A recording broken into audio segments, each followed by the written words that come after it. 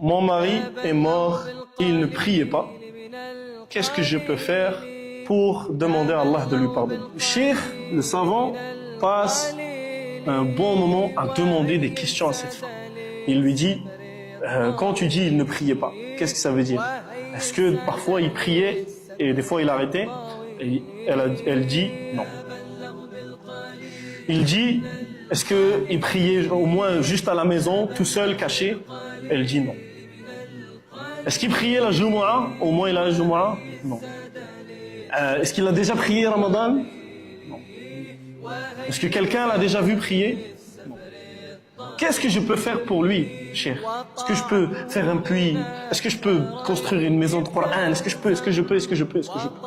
Il lui dit, tout ce que tu dis ne lui sera d'aucune utilité et il t'est interdit de prier ou de demander pardon pour lui. Il n'est pas musulman. Rien de cela ne lui va être bénéfique. Celui qui ne fait pas la prière n'est pas musulman. Est-ce que c'est ma parole? Est-ce que c'est la parole de ce savant? Non.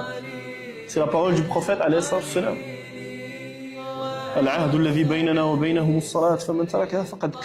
Le pacte, ça veut dire, c'est quoi un pacte? C'est quand il y a un truc avec des conditions et tout, tu signes. Le pacte qu'il y a entre nous et eux. Et la prière, celui qui la délaisse a mécru, n'est plus musulman.